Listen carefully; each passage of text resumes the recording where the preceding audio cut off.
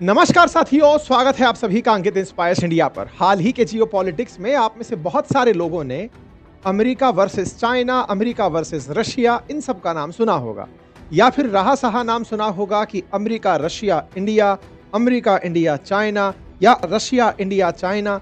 ये सब के बीच में आपने कहीं एक चीज जो मिस कर दी, वो है अपना इतिहास। आप पूछेंगे क्या बात कर रहे हो? जी हाँ, भारतीयों ने जितना भी इतिहास पढ़ा है उसमें उन्होंने गुलामी की 200 साल की जंजीरों को अभी तक अपने मन से उतारा नहीं है। उन्हें पता है कि हम लोग 200 साल तक अंग्रेजों के गुलाम रहे थे।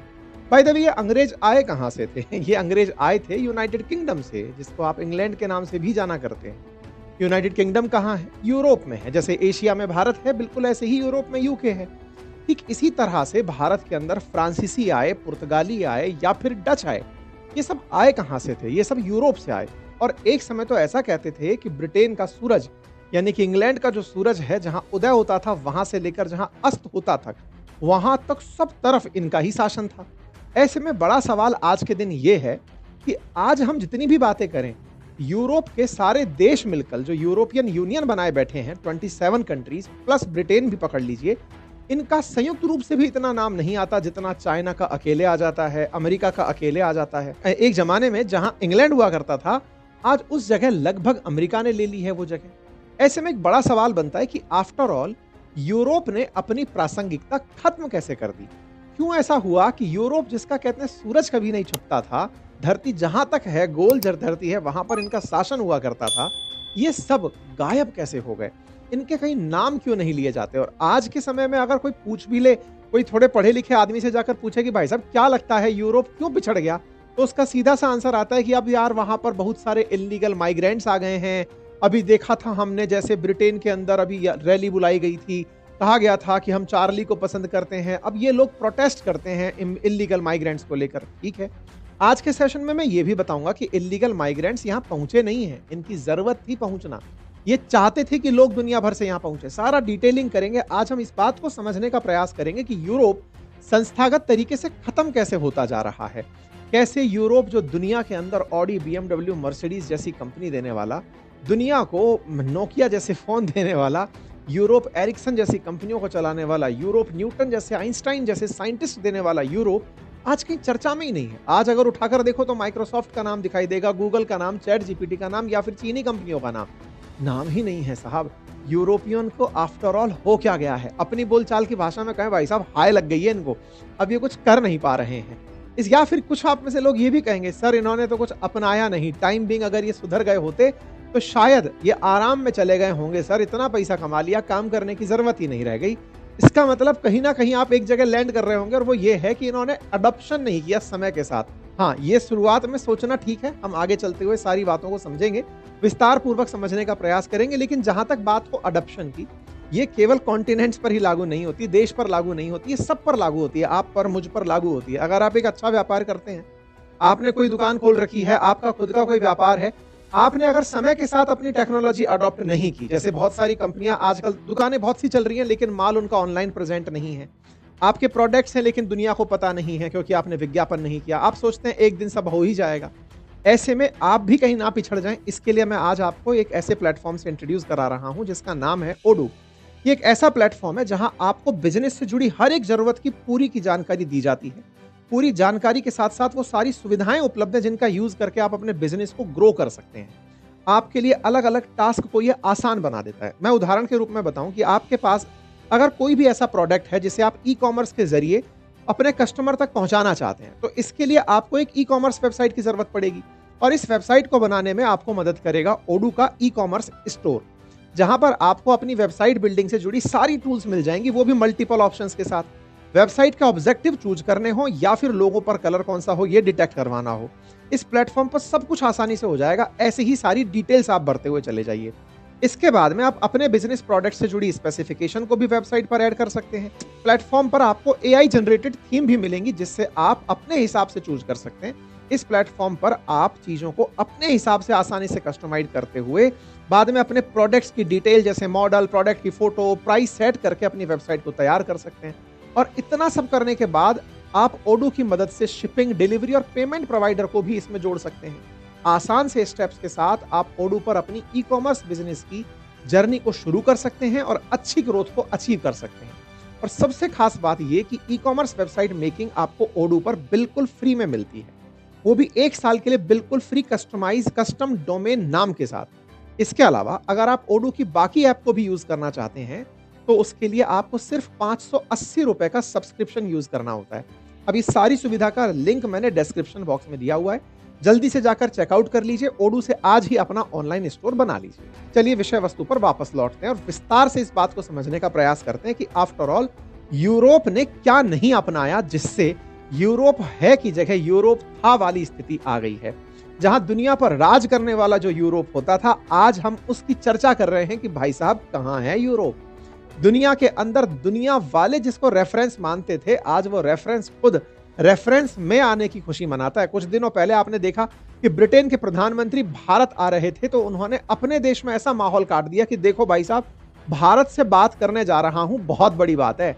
अपने साथ में अपनी बड़ी बड़ी कंपनियों के मालिकों को एक ही जहाज में भरकर निकलते हुए कह रहे थे कि अब तक हमारे कालखंड की सबसे बड़ी बिजनेस डील करने हम जा रहे हैं। इससे पता चलता है कि इनके हालात वाकई में ठीक तो नहीं है। तो चलिए अब इसको थोड़ा सा समझते हैं। जैसा आप सभी जानते हैं कि ब्रिटेन, फ्रांस, पुर्तगाल, डच, इन सारे यूरोपीय देशों ने दुनिया के बहुत बड़े हिस्से पर राज किया था। अकेला ब्रिटेन 20वीं सदी की शुरुआत में दुनिया के 25% हिस्से पर अपना राज करता था। 17वीं सदी से 20वीं सदी के खत्म होने तक बहुत से यूरोपियन देश दुनिया भर के अलग अलग देशों पर राज करके अपनी अर्थव्यवस्था को इतना मजबूत कर लिया था कि ये हर मामले में बाकी दुनिया से आगे थे। जब मैं 17वीं सदी की बात कर रहा हूं तो इस दौर में यूरोप के देशों ने बौद्धिक और तकनीकी विकास के उस स्तर को छुआ जिसने भविष्य की दुनिया की नींव रखी। ऐसा मैं क्यों कह रहा हूं, इसे आप यूरोप में जन्मे कुछ नामों से समझ सकते हैं जिनकी खोज आज तक दुनिया के लिए नई सीख देती है। जैसे लॉ ऑफ मोशन और ग्रेविटी को समझाने वाले जो ईसाक न्यूटन थे, जिन्हें दुनिया के सबसे महान वैज्ञानिकों में से एक माना जाता है। गैलीलियो एस्ट्रोनॉमी, फिजिक्स और साइंटिफिक मेथड को देने वाले। नोबेल प्राइज जीतने वाली पहली महिला मारिया क्यूरी, जिन्होंने रेडियो एक्टिविटी पर काम किया। अल्बर्ट आइंस्टाइन, जिनकी थ्योरी ऑफ रिलेटिविटी ने यूनिवर्स को समझने की राह आसान की। पृथ्वी पर जीवन के विकास को समझाने वाले डार्विन या क्वांटम थ्योरी देने वाले नील्स बोर। ऐसे कितने ही लोग यूरोप में पैदा हुए जिनकी खोज ने दुनिया को देखने और समझने का नजरिया ही बदल दिया था। साथियों, यूरोप के देशों में हुई इस बौद्धिक क्रांति का प्रभाव इनके प्रोडक्ट्स पर भी दिखा। जैसे हम मशीन की बात करें तो दुनिया की सबसे ज्यादा लग्जरी ब्रांड की कारें यूरोप में बनती हैं। अकेले जर्मनी में BMW, Mercedes Benz, Audi, Volkswagen, Porsche जैसी कार के ब्रांड्स बने और पूरी दुनिया में चले। डिजिटल तकनीक की बात करें तो 1950 के आसपास जब दुनिया टीवी और लैंडलाइन फोन को भी बहुत बड़ी तकनीक समझ रही थी, उस समय ब्रिटेन के एलन टनिंग ने AI की नींव रखनी शुरू कर दी थी। तकनीकी क्षेत्र में यूरोप की धमक कई दशकों तक बनी रही। अगर कुछ नामों की बात की जाए तो स्वीडन की एरिक्सन, साल 1997 में इस कंपनी के पास दुनिया की कुल मोबाइल मार्केट का 40% हिस्सा था। दूसरा नाम फिनलैंड की नोकिया का। एक जमाने में इस कंपनी ने टेलीकम्युनिकेशन सेक्टर में ऐसा राज किया कि दूसरा कोई ब्रांड सामने दिखता ही नहीं था। लेकिन साथियों, जब हम आज की तस्वीर देखते हैं तो कुछ और ही कहानी नजर आती है। आज एक भी यूरोपियन टेक कंपनी जो ग्लोबल लेवल पर जानी जा रही हो नहीं है। अमेरिका, जिसने यूरोपियन लोगों का यूज करके अपनी की तकनीकी क्षमता को सुधारा, उसकी गूगल, माइक्रोसॉफ्ट, मेटा जैसी कंपनियों ने दुनिया पर राज कर रखा। अब इसके चैट जीपीटी ने भी नया चैप्टर जोड़ दिया है। चीन की कहानी तो हम सब जान ही रहे हैं। जब यूरोप के वैज्ञानिक AI और कंप्यूटेशन की जटिल प्रणाली को समझ रहे थे, तब चीन ने भुखमरी जैसी स्थिति थी। आज वही चीन तकनीकी, मैन्युफैक्चरिंग और प्रोडक्शन के आंकड़ों में पूरे यूरोप से कई गुना आगे नजर आता है। यही यूरोप की बिगड़ती हालत का पहला कारण है। यहां इनोवेशन और अडप्टेशन को उतनी प्राथमिकता नहीं दी गई जितनी दी जानी चाहिए। इनके पास पैसा था, दुनिया की सबसे जेन्युइन माइंड थे, जीनियस माइंड थे, टाइम था, नॉलेज था, लेकिन इन्होंने इस चीज का पूरा फायदा उठाया ही नहीं। अगर आप यूरोपीय देशों की इनकम के प्रमुख सेक्टर पर नजर डालेंगे तो फाइनेंस, ट्रेड और इंडस्ट्रियल सेक्टर के बाद इसमें टेक्नोलॉजी का नाम भी आता है, जो अब धीरे धीरे कमजोर होता जा रहा है। दूसरी तरफ फाइनेंशियल सर्विसेज की अगर हम बात करें तो यहां भी कोई अच्छी स्थिति नहीं है। रिपोर्ट्स बताती हैं कि यूरोप के देशों में ऋण का आंकड़ा बढ़ता ही जा रहा है, जिसने यूरोपियन यूनियन में फाइनेंशियल क्राइसिस जैसी स्थिति पैदा कर दी है, जिससे बचने के लिए अलग अलग यूरोपियन देश अपने हिसाब से प्रयास कर रहे हैं, जिसमें से सबसे बड़ा प्रयास था बैंक की ब्रांच और उनके एम्प्लॉइज के नंबर को घटाने का। एक रिपोर्ट के अनुसार साल 2009 के मुकाबले से साल 2020 में यूरोपियन यूनियन में कुल बैंक शाखाओं का नंबर 33% कम हो चुका था और बाकी जो कसर बची थी उसे कोविड-19 महामारी ने पूरा कर दिया। साथियों, बाकी दुनिया की तरह यूरोप भी महामारी की मार से उभरने की कोशिश ही कर रहा था कि यूक्रेन और रूस के युद्ध ने पूरे यूरोप की अर्थव्यवस्था को इतना बड़ा धक्का दिया कि यूरोप में एक के बाद एक सेक्टर बुरी तरह प्रभावित होने लगे। और इसका सबसे बड़ा कारण था यूरोप की ऊर्जा खपत के लिए रूस पर निर्भरता, जो यूरोप की लड़खड़ाती अर्थव्यवस्था के पीछे मौजूद सबसे बड़े कारणों में से एक बना। बात कर रहा हूं एनर्जी क्राइसिस की। इसे समझने के लिए आप सबसे पहले बिजनेस टाइम्स के इस आर्टिकल पर एक नजर डालिए। इसमें कहा गया है कि पोर्शे और BMW जैसी कंपनियों को क्राइसिस से निकालने के लिए जर्मनी को अपनी एनर्जी और इंडस्ट्रियल पॉलिसीज को बदलना होगा, क्योंकि पोर्शे और BMW को दूसरे देश में जाकर कार बनाना सस्ता पड़ रहा है, जबकि जर्मनी में मैन्युफैक्चरिंग महंगी पड़ रही है। यह सिर्फ उन दो कंपनियों की कहानी नहीं है। Volkswagen, Mercedes Benz, auto industry से जुड़ी कई सौ यूरोपियन कंपनियों का यही हाल है। इनका सबसे बड़ा रीजन है यूरोप में एनर्जी के कॉस्ट और अवेलेबिलिटी में आई अनस्टेबिलिटी। जैसा कि मैंने पहले भी आपसे कहा कि यूरोप में चल रही इस एनर्जी क्राइसिस की कहानी की शुरुआत फरवरी 2022 में जब रूस ने यूक्रेन में हमले किए, जिसके बाद यूएस ने और यूरोपियन कंट्रीज ने रूस पर कई सैंक्शन ला दिए। इन सैंक्शंस से रूसी तेल को ना खरीदकर उनकी इकोनॉमी को बर्बाद करना भी इसमें शामिल था। पर यूरोप शायद ये भूल गया था कि ये उनका अपना फैसला उनकी इकोनॉमी के लिए एक बैकफायर साबित होगा। मैं ऐसा इसलिए कह रहा हूं क्योंकि कई दशकों से यूरोप के ज्यादातर देश रूस से आने वाली सस्ती नेचुरल गैस और दूसरे एनर्जी रिसोर्सेज पर टिके हुए थे। सिर्फ जर्मनी ही अपनी जरूरत का 55% नेचुरल गैस रूस से खरीदता था। इसके अलावा इटली 40%, ऑस्ट्रिया 80% और कई देशों में तो 100% नेचुरल गैस के लिए रूस पर ही निर्भरता थी। पूरे यूरोपियन यूनियन की बात करें तो यह नंबर लगभग 40% के आसपास सेटल होता है। फ्रांस और यूके जैसे देशों की रशियन गैस पर डायरेक्ट डिपेंडेंसी भले ही कम हो, लेकिन LNG इंपोर्ट और इंटरकनेक्टेड इलेक्ट्रिसिटी मार्केट के चलते इनका इंपैक्ट इन देशों पर भी पहुंचा।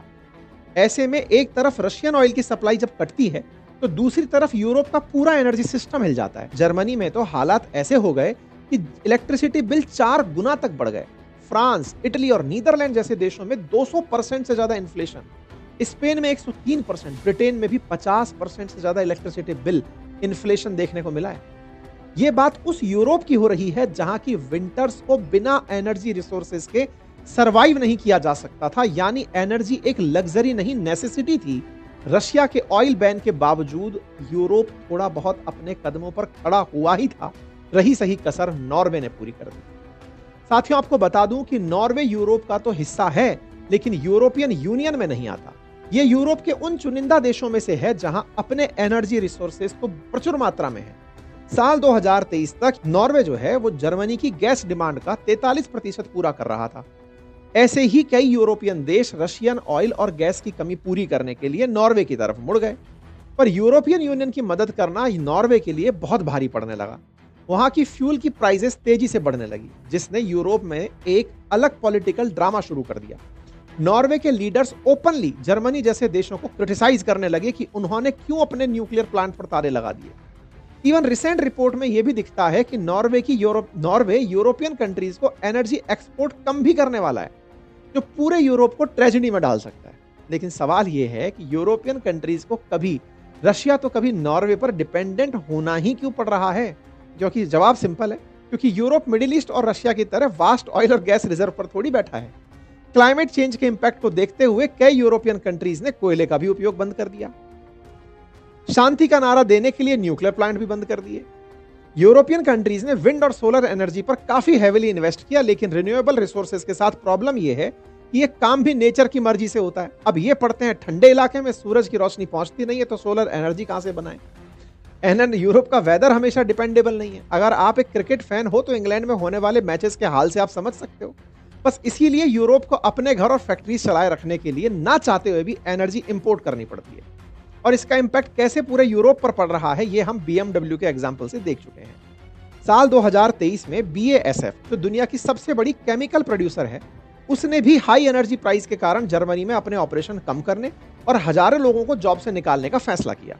यूरोप के स्टील प्लांट अपना आउटपुट रिकॉर्ड लेवल पर कम कर चुके हैं। इलेक्ट्रिसिटी की प्राइस अनअफोर्डेबल हो जाने के कारण एल्यूमिनियम प्लांट या तो बंद हो चुके हैं या यूरोप के बाहर शिफ्ट हो चुके हैं। कोई भी इंडस्ट्री एनर्जी के बिना सर्वाइव नहीं कर सकती। अगर इलेक्ट्रिसिटी का बिल 3 से 4 गुना बढ़ जाए तो इंडस्ट्री चालू रखकर भी कोई प्रॉफिट कैसे कमाएगा? और सिर्फ इंडस्ट्री नहीं, हाउसेस का भी तो यही हाल है। पूरे यूरोप में इलेक्ट्रिसिटी बिल जैसे स्काई रॉकेट कर रहे हैं। ये तो मैं आपको ऑलरेडी बता चुका हूं। एक आम यूरोपियन के पास विंटर में अब फिलहाल थर्मोस्टेट का इस्तेमाल करने के अलावा कोई भी ऑप्शन नहीं बचा है। अगर उसे इलेक्ट्रिसिटी का बिल ज्यादा देना होगा तो ऑब्वियस है कि वो ग्रोसरीज को और दूसरे कमोडिटीज को खरीदने के लिए कम पैसे खर्च करेगा, जिससे यूरोप की और इंडस्ट्रीज भी इंपैक्ट करने लगती हैं। ऊपर से ट्रक से लेकर जहाज तक हर व्हीकल को चलाने वाले को फ्यूल चाहिए, जिसकी एक्स्ट्रा प्राइस ट्रांसपोर्ट इंडस्ट्री चुकाती है और अल्टीमेटली इसका बोझ आम कस्टमर को उठाना पड़ता है। लेकिन आम कस्टमर की इनकम तो पिछले कुछ सालों में बढ़ी ही नहीं, जिसके कारण उसकी परचेजिंग पावर कम हो चुकी है। इस पूरे सिनेरियो में यूरोप एक खतरनाक साइकिल में फंस चुका है और लगभग हर यूरोपियन देश इकोनॉमिक स्लो डाउन का सामना कर रहा है। इस सिचुएशन का सामना करने के लिए यूरोपियन देशों की गवर्नमेंट ने सब्सिडी का रास्ता चुना।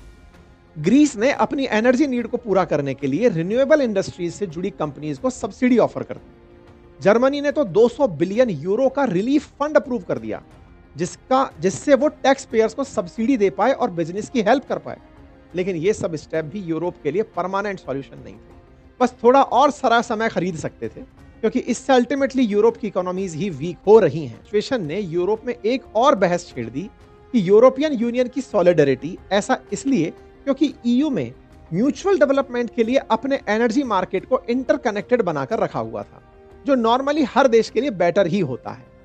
पर जब energy supplies record low level पर आई तो यह मॉडल बुरी तरह फेल हो गया। पिछले दिनों की बात बताता हूं। चेक रिपब्लिक ने जर्मनी पर आरोप लगाया कि वो गैस की होल्डिंग कर रहा है। स्लोवाकिया के प्राइम मिनिस्टर तो ये कह चुके हैं कि यूक्रेन को भेजी जाने वाली इलेक्ट्रिसिटी को वो रोक सकते हैं। अब साथियों, ये एनर्जी क्राइसिस से जुड़े इन तमाम नंबर और इसके प्रभाव को देखते हुए ये साफ है कि रूस के साथ युद्ध करना केवल यूक्रेन ही नहीं, पूरे यूरोप को भारी पड़ रहा है। अगर ये सब भी कम पड़ जाए तो यूरोप की अपनी नीतियां और माइग्रेशन बाकी कसर पूरी कर देता है। अब मैं आपको दूसरे फैक्टर के बारे में बताता हूं, जो है कि माइग्रेशन। रिपोर्ट बताती है कि अकेले 2023 में जो यूरोपियन यूनियन कंट्रीज हैं उसमें 43 लाख से ज्यादा लोगों ने माइग्रेट किया है। बड़ा नंबर है। लेकिन साथियों, आज जो माइग्रेशन यूरोप को परेशान कर रहा है, एक समय पर इसी माइग्रेशन ने यूरोप को बहुत फायदा भी पहुंचाया था। यही फायदा उनके लिए आज बहुत बड़ी परेशानी बनी हुई। इसे ठीक से समझने के लिए थोड़ा पीछे चलते हैं। दूसरा विश्व युद्ध 1939 से 1945 के बीच में जब था, तब यूरोप में माइग्रेशन बढ़ना शुरू हुआ। यह यूरोप के लिए अच्छा साबित हो रहा था, क्योंकि मजदूरों की कमी थी, अर्थव्यवस्था को चलाने के लिए उनकी जरूरत थी। इसी वजह से जर्मनी, फ्रांस और बेल्जियम जैसे देशों ने 1950 से 60 के दशक में गेस्ट वर्कर प्रोग्राम की शुरुआत की। जर्मनी ने इसे गेस्टर बेटर प्रोग्राम नाम दिया, जिसका मतलब होता है जर्मनी में आओ, कुछ समय के लिए काम करो, हमारी अर्थव्यवस्था को मजबूत बनाओ। जैसे H1B वीजा आजकल अमेरिका वाले कर रहे हैं।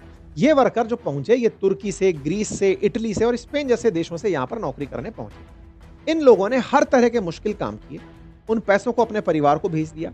ये वर्कर 2 से 3 साल काम करते और पैसा कमाकर वापस अपने देश चले जाते। दूसरी तरफ इंग्लैंड और फ्रांस जैसे देश ने अपनी कॉलोनियों से लोग बुलाए।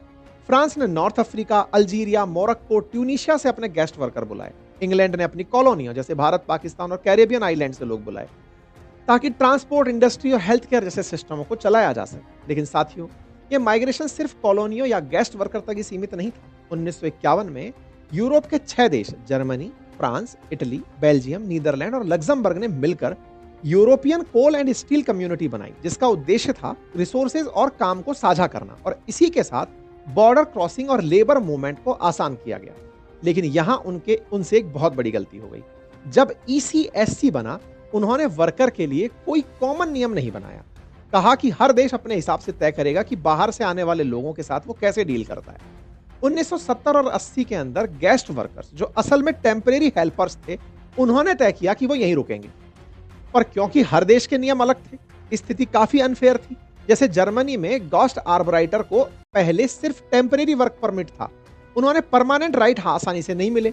वहीं फ्रांस ने माइग्रेंट्स को सिटीजनशिप का चांस दे दिया, लेकिन वहां सोशल टेंशन बहुत बड़ी थी।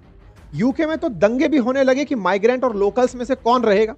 जैसे 1981 का ब्रिक्सटन दंगा, जहां ब्लैक कम्युनिटीज और पुलिस के बीच हिंसक झड़पें हुई, या फिर ओल्डहैम दंगे, जहां साउथ एशियंस और व्हाइट लोकल्स के बीच में कुछ ऐसा ही हुआ। इन दंगों के बाद कुछ सालों में यूरोप में चीजें शांत होने लगी, लेकिन तभी 1990 से सन 2000 में बाल्कन, मिडिल ईस्ट और अफ्रीका में नए युद्ध शुरू हो गए। और लोग यूरोप को एक सुरक्षित जगह समझने लगे। तो अपनी जान बचाने के लिए लोग यूरोप आ गए।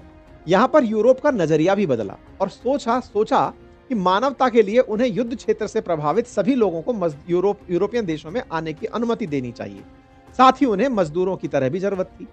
लेकिन यूरोप यही नहीं रुका। उन्होंने माइग्रेशन करके आए लोगों के लिए बेसिक हेल्प पॉलिसीज बनानी शुरू कर दी, जो कि लोगों के लिए और आकर्षक हो गई, जिसमें घर, स्वास्थ्य, शिक्षा जैसी बेसिक जरूरतें पूरी करने का वादा था। बेरोजगारी की स्थिति में उनके स्किल लर्निंग तक करवाई जाती, जॉब दिलवाई जाती। यूरोप में ऐसी स्थिति को देखते हुए अफ्रीका और युद्धग्रस्त मिडिल ईस्ट से, अफगानिस्तान, पाकिस्तान से भर भर के लोग यूरोप में पहुंचने लगे और असाइलम का हिस्सा बनने लगे। इन चीजों को और आसान बनाने के पीछे एक और बड़ा कारण यूरोप के बॉर्डर भी थे। अगर रूस वाले बॉर्डर को एक बार के लिए छोड़ दें तो पूरे यूरोप के बॉर्डर कहीं पर भी ज्यादा सुरक्षित नहीं है। रोक टोक करने वाले प्रोसेस ही नहीं है। वहां एक देश से दूसरे देशों में वैसे ही जा सकते हो जैसे भारत के एक राज्य से दूसरे राज्य में। हालांकि पिछले कुछ सालों में बॉर्डर सुरक्षा की स्थिति में परिवर्तन भले ही आया हो, लेकिन लंबे समय तक ऐसा ही चलता रहा। और जब आना जाना इतना आसान था तो शरण लेना भी आसान था। इस वजह से यूरोप में बाहरी लोगों की जनसंख्या धीरे धीरे बढ़ने लगी। शहरों में हाउसिंग करने वाले सेक्टर पर दबाव बढ़ा और लोकल लोगों की नौकरियों पर संकट आने लगा और हेल्थ केयर सिस्टम पर लोड बढ़ गया। साथ ही कल्चरल और सोशल टेंशन भी दिखने लगे। बाहरी लोगों के खिलाफ धीरे धीरे विरोध प्रदर्शन और भेदभाव के मामले सामने आने लगे। जब पिछले कुछ सालों की स्थिति बहुत ज्यादा खराब हुई तो यूरोप ने नए नियम और पॉलिसीज बनाने पर विचार किया, जिसके साथ बॉर्डर कंट्रोल को टाइट किया गया, असाइलम प्रोसेस को सख्त बनाया गया। यहां तक कि कुछ देशों ने तो डिपोर्टेशन एग्रीमेंट भी साइन करने शुरू कर दिए, जैसे कि ब्रिटेन ने। इसके अलावा जो बाहरी लोगों को बड़ी आसानी से वेलफेयर और हेल्थ केयर बेनिफिट मिल रहे थे, जिसके लिए ज्यादातर लोग यूरोप का रुख अपनाते थे, उन्हें अब लीगल रेजिडेंट्स तक सीमित करना शुरू किया गया ताकि रिसोर्सेज पर कम लोड हो। लेकिन साथियों, यूरोप के ये नियम बड़ी देरी से लागू हुए और इस चीज से जितना नुकसान होना था वो हो चुका था। इसे आप बहुत आसानी से समझ सकते हैं। देखिए, माइग्रेशन करने वाले लोग दो तरह के होते हैं। एक वो जो स्किल्ड होते हैं, जिन्हें किसी भी देश की इकोनॉमी को बनाने में मदद करनी होती है। इसका सबसे बड़ा उदाहरण है अमेरिका में बसे भारत के लोग, जिन्होंने वहां की अर्थव्यवस्था को मजबूत बनाने में बड़ा योगदान दिया है। दूसरे तरीके के माइग्रेंट्स होते हैं जो युद्धग्रस्त देश से बिना स्किल के साथ किसी देश का हिस्सा बन जाते हैं। अब यूरोप एक तरफ से तो तकनीक, इनोवेशन, अडेप्टेशन में पिछड़ रहा था, दूसरी तरफ हजारों की संख्या में लोगों को शरण दे रहा था, उन पर अरबों रुपए खर्च कर रहा था, उन्हें नौकरियां दे रहा था। इसका नतीजा यह हुआ कि जो लोकल लोग यूरोप के देशों में अच्छा काम कर रहे थे, जो स्किल्ड थे, उन्हें अपने हिसाब से काम नहीं मिला और छोटा मोटा जो काम था उसका बड़ा हिस्सा बाहरी लोगों के हाथ में चला गया। ऐसे में स्किल्ड यूरोपियन लोग भी अमेरिका जैसे देशों का हिस्सा बन गए और यह भी बहुत बड़ा सेटबैक बन गया। शुरुआत से लेकर अब तक अगर आपने इस वीडियो में जिन भी विषयों पर चर्चा की हो, उससे यह साफ हो गया होगा कि यूरोप दुनिया में सबसे अलग नजर आता था, जिसको शक्तिशाली बनने में सादा शांति, सद्भाव और वेलफेयर पर भरोसा था, जो दुनिया को अलग चश्मे से देखने की कोशिश करता नजर आ रहा था। जिन यूरोप के देशों को एक आदर्श के रूप में देखा जाता था, वो यूरोप के देश अपनी कुछ नजरअंदाजी के चलते आज लड़खड़ाती हुई अर्थव्यवस्था के रूप में दिख रहे हैं। साथियों, यूरोप की कहानी अभी पूरी तरह से तो खत्म नहीं हुई है। लोगों को अभी भी भरोसा है कि यूरोप जल्दी ही अपनी स्थिति को ठीक कर लेगा। लेकिन यूरोप की अभी तक कहानी ये जरूर सिखा देती है कि अगर आपके पास कितना भी पैसा हो, संसाधन हो, समय हो, अगर आप सही टाइम पर सही निर्णय नहीं लेते तो आप उससे पिछड़ सकते हैं। जिसके पास कुछ ना हो लेकिन वो सही समय पर सही निर्णय की क्षमता ले, वो आगे बढ़ जाता है। बाकी कैसा लगा आपको ये वीडियो, जानकारी अपनी कमेंट बॉक्स में जरूर बताइएगा। बाकी आप लोग क्या सोचते हैं यूरोप के पिछड़ने पर, उस पर भी अपनी राय दीजिएगा। बाकी मैंने ओडू का लिंक कमेंट बॉक्स और डिस्क्रिप्शन में डाला हुआ है, वहां से जाकर अपने बिजनेस को बेहतरी के साथ, अडेप्टेशंस के साथ कैसे आगे ले जाना है, आप एक बार जरूर चेक कीजिए। धन्यवाद।